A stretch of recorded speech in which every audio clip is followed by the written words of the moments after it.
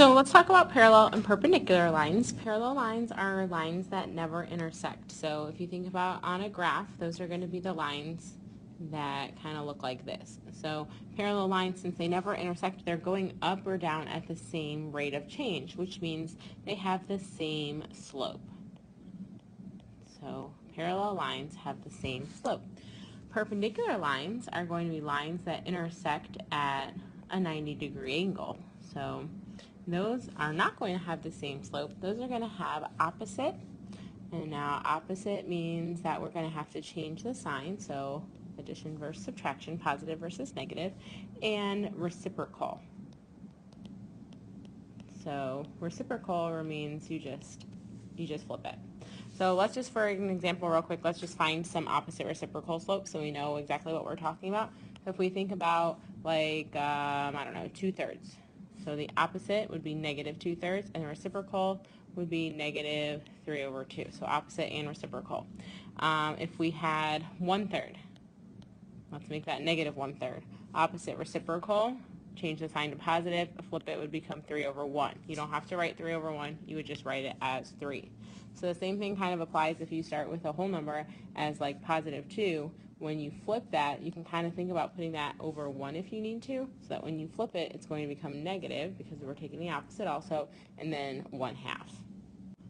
Okay, so we want to write an equational line that's parallel or perpendicular to the given line and passes through the given point. So basically what you're doing is the given line is only going to give you the slope. Once you have the slope, then you kind of forget about the equation of the line and you do what we just did where we're plugging in the y, the m, and the x, and we're solving for our new b. So we want parallel to this line. So the original slope in this equation is negative 1/3, and parallel means we need the same slope. So my slope that I'm going to be using is negative 1/3. And then I have this ordered pair xy. Once I get the slope, I don't need this equation anymore. It's irrelevant to me. I have the slope that I need. So I'm going to go back and I'm going to use that y equals mx plus b equation. I'm going to use my ordered pair that I have. So y is going to be 0 equals my slope negative 1/3. My x is 2 plus b. So now I'm solving this equation. Multiply negative 1/3 times 2. Add that 2/3 over.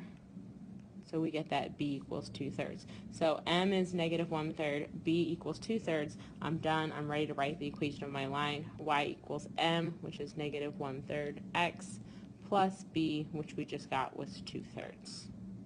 So a lot of people think that this 3 that's in the equation ends up just popping into your new equation, but that's not the case. We need a new b value, so we don't want to do that. All right, so let's go ahead and check out this next one where we have the ordered pair 4, 2, and it's going to be perpendicular to the line y equals negative 4x plus 3. So again, this original equation only gives us the slope. So the original slope here is negative 4. Well, we want the perpendicular slope. So remember an upside down t there, that is the universal sign for perpendicular, and then two lines like that is the universal sign for parallel. So the perpendicular slope here is going to be opposite and reciprocal. So opposite means my new slope is going to be positive, and then this is kind of like negative 4/1, so I'm going to change that to become 1/4. So this is the slope that I'm going to use with my x and my y value. So I'll go back to that y equals mx plus b equation, and y is going to be 2 equals m is my slope of 1/4, that perpendicular slope because we want the perpendicular line, times x, which is 4, plus b. So we need a new b value. Notice that we're not using that b value from the original equation. So now we can go ahead and multiply 1/4 times 4, and then subtract that 1 over, and we'll see that 1 equals b. So once we have our slope of 1/4 and our b value of 1, now we can go ahead and write that equation. Y equals m, which is 1/4, x plus b, which is positive 1.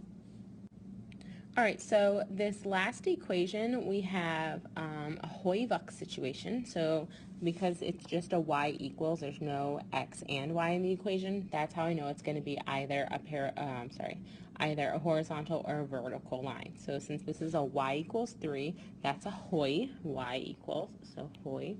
So if I'm thinking y equals 3, that means my line is going that way through 3. Well, perpendicular line means my line's going to have to, my new line is going to have to be vertical, okay, and this is telling me perpendicular. So if the line is just an x equals or a y equals, and there's not both variables in it, the perpendicular line is going to be the opposite of what's given to you.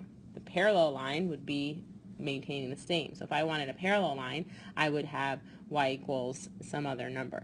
So I don't want that though, I want perpendicular, so that means we're going to be dealing with x equals. Now it has to go through this point. So what we just did was we saw that we had an ordered pair and how we could take the vertical line equation and the horizontal line equation, and we just took that x or y coordinate. So that's all that's happening here. That it has to go through the point 8, -2. So the x coordinate is 8. So my vertical line is going to be at x equals 8. And that's it.